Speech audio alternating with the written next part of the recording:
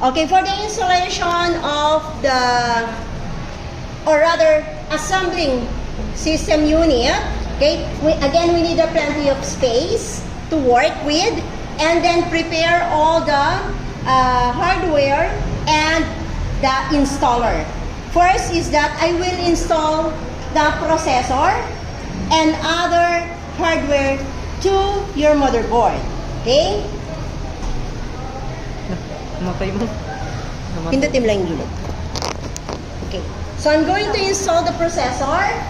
Tingnan natin yung processor. Nakita yung triangle. Okay, kita yung triangle sa processor? Yes or no? Yes. Then, let's proceed to the motherboard. Hanapin din yung triangle sa motherboard. Okay? Then, align the triangles. Ito yung hahanapin nating symbol to align the processor to the socket. Then, install the processor. Then, ibaba ang notch to secure the processor on the socket. Okay? So, ibig sabihin, we have successfully installed the processor on the socket. Malinaw. Next, we will install the RAM. So, sa RAM, ang titignan yung notch. Nakita nyo to? Okay, i-align nyo yan dun sa notch ng RAM slot. Okay? Pag hindi siya naka-align, hindi yan malalak. Halimbawa, baliktad. So, ganyan natin yan. Hindi yan papasok. Hindi yan malalak. Naintindihan? Pwede nyong dayain, lock, pero hindi yan mababasa. Okay? So, kailangan align yung notch. Then, insert the RAM on the slot.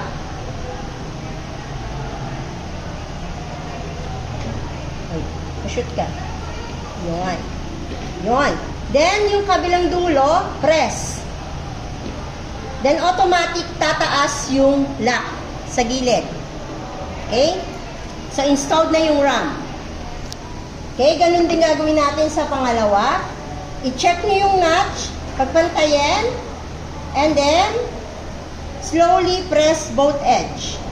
Automatic maglalak na yan. Okay? Para i-secure nyo totally, para double check, push nyo yan.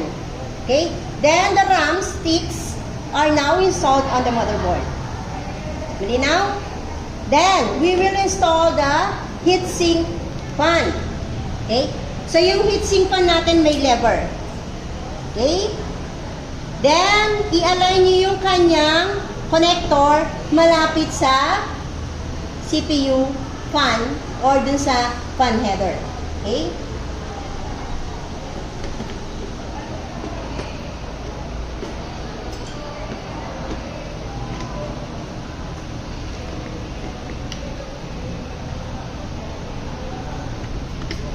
So, ito yung notch sa gilid. Okay? And then, pag secure na, hanapin nyo na kung paano siya ilalak.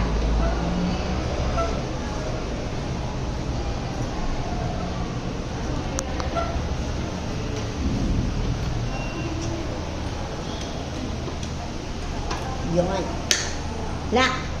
And then, connect the 4 pins bird connector to the CPU fan or fan header.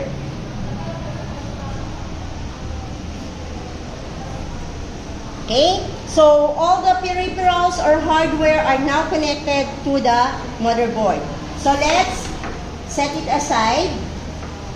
Let's get the CPU casing.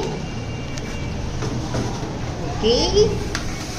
So, last in or last out, first in.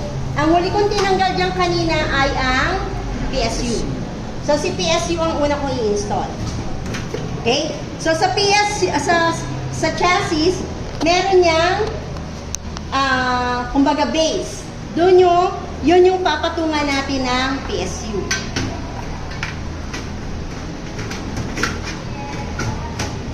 Okay? Then, secure the PSU with the screws.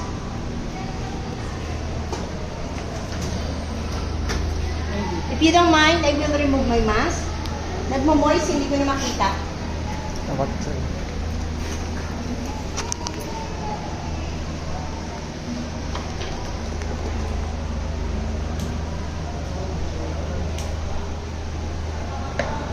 Nakikita pala sa TV.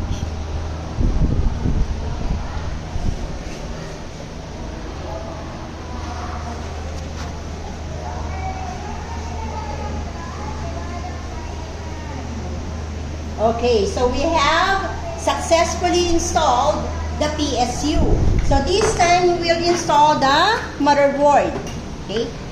Ito yung tinatawag nating standoffs. Okay? Ayan yung mga standoffs. Okay? Ayan yung pinaka-based ng ating motherboard para hindi siya nakasayad sa chassis. Okay? So, ang advantage ng naka-install na ang heatsink, pwede yung heatsink ang hawakan ninyo pag-install nito. Okay? So, gently position or place the motherboard on the chassis, okay, by aligning the board on the standoffs and back panel connectors and slots. Okay? So, pag naka-align na, that's the time that we will, okay, connect the board to the chassis using the screws. So, the screws will hold the chassis in place.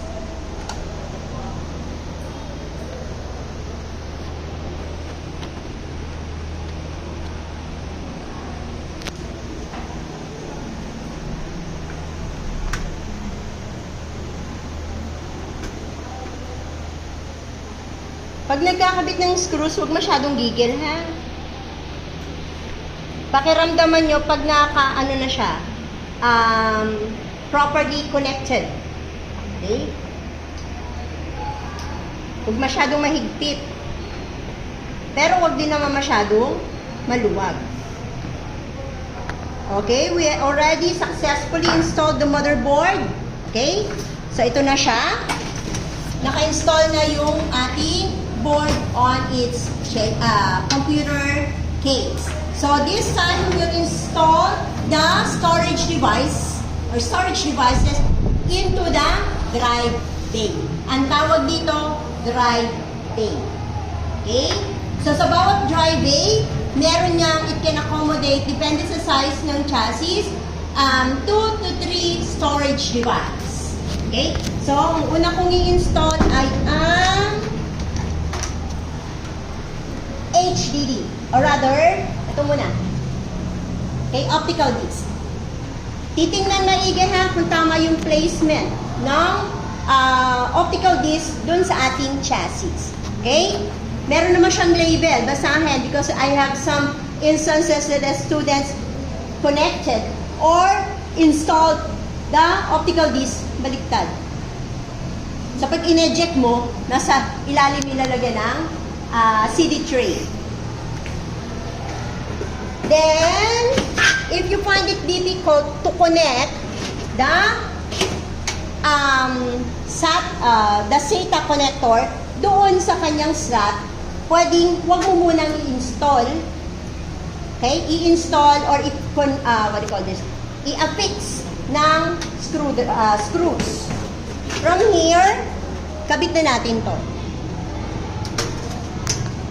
Especially yung medyo malalaki yung kamay.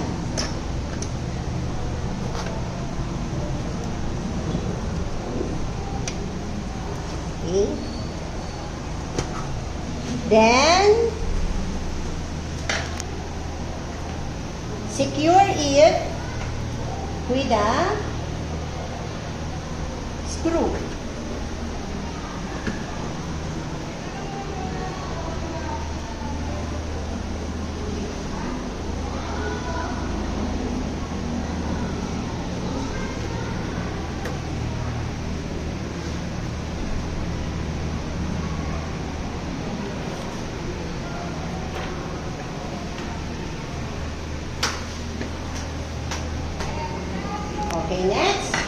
let's install another storage device, the SDD. Para hindi rin magkamali, yung pinaka-label ang nasa ibabaw. Okay? Para you have yung long connector nasa parting baba. Okay? Meron din siyang holder sa loob, ha? Then carefully or gently install the HDD inside the drive bays.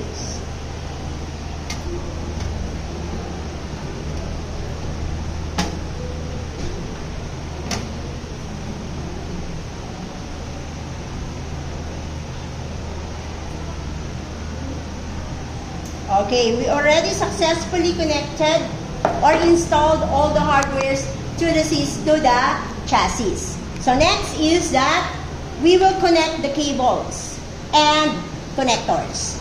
So this one is for 24 pins power connector. Ito siya. Okay, para sa kung 20 pins lang yung nasa motherboard nyo, natatanggal yung 4. Okay? So this is 4 pins, okay, for Molex ATX connector. Okay, kung 24 pins ang kailangan mo, idagdag mo lang yan.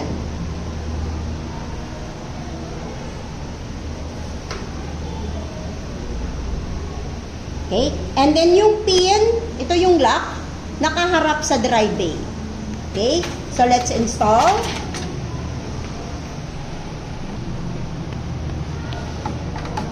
Then press yung magkabilang dulo para malak. Then check kung nakalock na siya firmly. Okay? Then next one. Let's install the 4 pins 12 volts Molex ATX power connector to the motherboard. So ito siya. Again, yung pin ihanap o itapat dun sa pin ng connector. Okay, installed. Then, let's apply connectors to the storage devices. So, we will be using this one for the new storage device. This is the SATA connector.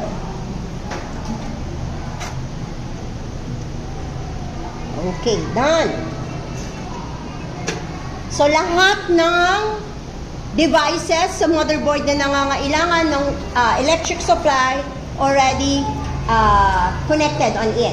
Then, we will connect the front panel connectors. Ito yon. Okay? Then, we have audio. Okay? Para magkaroon ng function yung front audio connector. So, we will install it to the front audio port on the motherboard.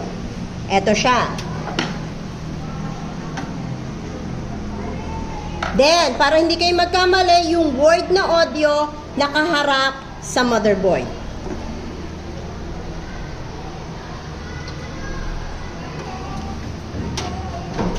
Okay, done. Next, we have the USB. Okay? Para magkaroon ng function yung front USB connector or ports. Okay? Then, papunta sa FUSB ng motherboard. So, meron tayong dalawang connectors. Mamili na lang kayo saan ikakabit. Again, yung word, yung label, nakaharap sa motherboard. Then, we will connect the front panel. Okay, dito medyo careful kayo not to mix up the connectors. Kasi pag nagpabaliktad nyo yan, kakabaliktad din ng function. Okay? So, ang advice ko dyan sa inyo, take a picture. Okay? Para hindi kayo magkamali kung saan nyo hinugot yung power switch, yung HDD, LED, yung reset switch, at saka yung power LED. Okay? Unahin kong ikabit si HDD LED. Papunta dun sa HDD LED port.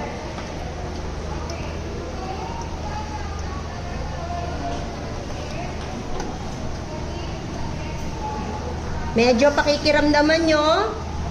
2 pins yan ha. Then yung power and reset, magkasama yan. Doon sa katabi niyang ports. Okay? Then we have the power positive or the power LED. Positive and negative.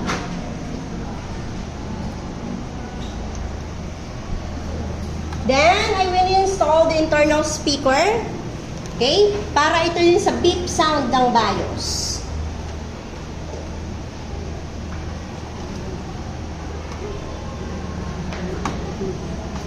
Okay, done. I have successfully connected all the front panel connectors. This time, I will install the SATA or the SATA belt. Okay? It serves as the bus. Okay, or the communication bus between the motherboard and the storage device. Okay?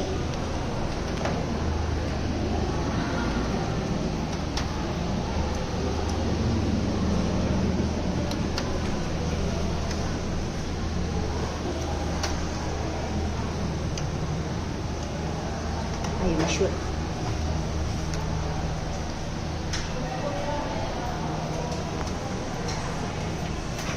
Okay, this time sa motherboard. Then, I have successfully connected the data cable. Okay? So, yung iba, para neat-looking yung motherboard, gumagamit ng tie wire to organize the different cables inside the system unit. Okay? Para neat tingnan yung ating system unit. So, we're done. Okay? Ikakabit na lang yung side panel and yung mga cables and connectors to system unit. Okay? My question. Pwede na siya.